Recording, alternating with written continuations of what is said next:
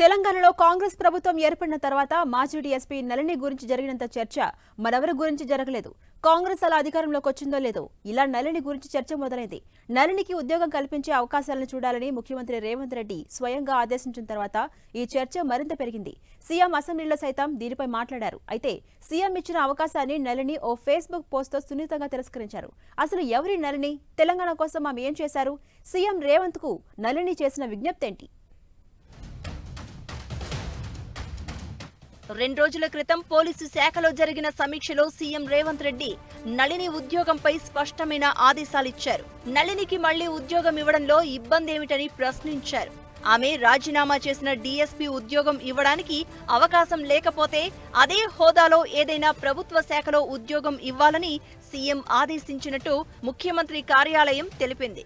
కాంగ్రెస్ అధికారంలోకి వచ్చిన తర్వాత నళిని గురించి జరుగుతున్న చర్చకు ప్రతిస్పందనగా సీఎం ఈ ఆదేశాలిచ్చారు.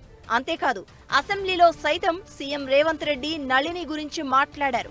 గత ప్రభుత్వ హయాంలో నళినికి న్యాయం జరగలేదన్నారు. తెలంగాణ రాష్ట్ర సాధన కోసం డీఎస్పీ ఉద్యోగానికి రాజీనామా చేసింది.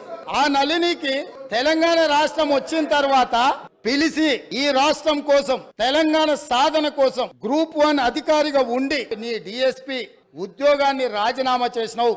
ఈ తెలంగాణ రాష్ట్రంలో సగౌరవంగా నీ ఉద్యోగాన్ని నీకు ఇస్తున్నాం, మళ్ళీ తిరిగి ఉద్యోగాన్ని చేపట్టమని ఈ ప్రభుత్వం మాట్లాడిందా అధ్యక్ష? తెలంగాణ మలిదశ ఉద్యమం ఉధృతంగా సాగుతున్న కాలంలో నళిని అసమాన సాహసం చేశారు. యాదాద్రి జిల్లా భువనగిరికి చెందిన నళిని 2007 జూన్లో డీఎస్పీగా ఎంపికయ్యారు. హసన్పర్తి, హనమకొండలో ప్రొబేషనరీ డీఎస్పీగా పనిచేశారు. తర్వాత మెదక్ డీఎస్పీగా ప్రభుత్వం పోస్టింగ్ ఇచ్చింది. 2009లో తెలంగాణ మలిదశ ఉద్యమం ప్రారంభమైన కొన్ని రోజులకే డిసెంబర్ 9న నళిని డీఎస్పీ ఉద్యోగానికి రాజీనామా చేశారు. ఉద్యమకారులపై అణచివేత, దాడులకు వ్యతిరేకంగా రాజీనామా చేస్తున్నట్లు ప్రకటించారు. ఇది అప్పట్లో సంచలనంగా మారింది. నళిని రాజీనామా చేసిన రాత్రే అప్పటి కేంద్ర ప్రభుత్వం తెలంగాణ ఏర్పాటుపై ప్రకటన చేయడంతో నళిని రాజీనామాతో దేశవ్యాప్తంగా అందరి దృష్టిని ఆకర్షించారు. అయితే నళిని రాజీనామాను అప్పటి ప్రభుత్వం ఆమోదించలేదు. దీంతో యథావిధిగా నళిని విధుల్లో కొనసాగారు.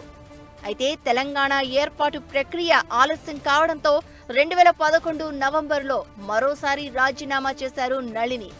ఆమె రాజీనామాను ఆమోదించకుండా నళినిని సస్పెండ్ చేసింది ప్రభుత్వం. తర్వాత ఢిల్లీలో దీక్ష చేశారు నళిని.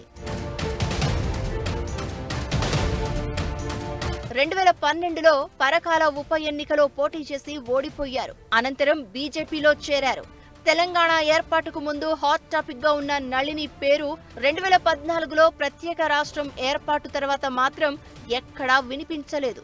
10 ఏళ్ల కాలంలో ఆమె ఏమయ్యారో ఎవరికీ తెలియదు.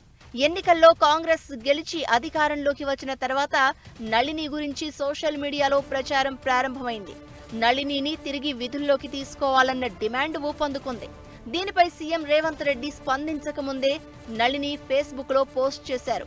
నాలో ఉంది ఆనాడు దేశభక్తి, ఇప్పుడు దైవభక్తి పేరుతో చేసిన పోస్టులో అనేక విషయాలు చెప్పుకొచ్చారు. తాను ఉద్యోగానికి రాజీనామా చేసిన 12 ఏళ్ల తర్వాత కూడా ప్రజలు గుర్తుంచుకోవడం సంతోషంగా ఉందన్నారు. ప్రస్తుతం తాను ఆధ్యాత్మిక మార్గంలో ప్రయాణిస్తూ యజ్ఞ బ్రహ్మగా, వేద ప్రచారకురాలిగా తపోమయ జీవితం గడుపుతున్నాను అని నళిని రాసుకున్నారు. నళిని ఈ పోస్ట్ చేసిన తర్వాత కూడా ఆమెపై చర్చ ఆగలేదు.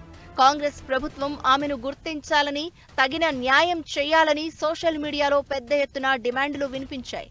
ఈ నెల 15న సీఎం రేవంత్ దీనిపై స్పందించి ఆదేశాలిచ్చారు. ఆ తర్వాత నళిని మరోసారి దేశవ్యాప్తంగా హాట్ టాపిక్ గా మారారు. అయితే ఈసారి కూడా నళిని ఉద్యోగ అవకాశాన్ని తిరస్కరించారు.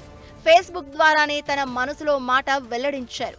సీఎం రేవంత్ రెడ్డితో ఫేస్బుక్ ద్వారా తన ఆవేదనను పంచుకున్నారు. సీఎం చూపిస్తున్న అభిమానానికి తన కళ్ళు చెమ్మగిల్లుతున్నాయని, సీఎం ఆత్మీయత తన హృదయానికి గొప్ప సాంత్వన కలిగించిందని నళిని రాశారు. అయితే గతం తాలూకు చేదు జ్ఞాపకాలు తనను వెంటాడుతున్నాయని, ఆ పరిణామాలన్నింటినీ దాటుకుని వచ్చి తానిప్పుడు ప్రశాంత జీవితం గడుపుతున్నాను అని తెలిపారు. పోలీసే కాకుండా మరే ఉద్యోగము చేయడానికి తాను సిద్ధంగా లేను అని నళిని స్పష్టం చేశారు.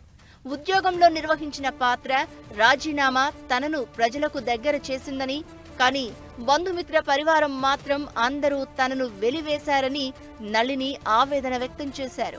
2009లో చేసిన రాజీనామాను వెనక్కి తీసుకుని తిరిగి విధుల్లోకి చేరిన తర్వాత డిపార్ట్మెంట్లో 2 ఏళ్ల పాటు అనేక ఇబ్బందులు పడ్డాను అని చెప్పారు. డిపార్ట్మెంట్లో మరెవ్వరూ ఇలా ఇబ్బందులు పడకుండా చర్యలు తీసుకోవాలని సీఎం రేవంత్ను కోరారు. 10 ఏళ్లు తాను ఎన్నో కష్టాలు అనుభవించాను అని, జీవోత్సవంలా బతికాను అని తెలిపారు. 2 ఏళ్ల క్రితం తన జీవితంలోకి మహర్షి దయానంద సరస్వతి ప్రవేశించాడని, వేదమాత, యజ్ఞ దేవతలు తనలో తిరిగి ప్రాణం పోశారని, తన జీవితాన్ని ఆ మహనీయుని చరణాలకు అప్పగించుకున్నాను అని నళిని చెప్పారు. 10 జన్మలకు సరిపడా కష్టాలు పడ్డాను అని ఆవేదన చెందారు.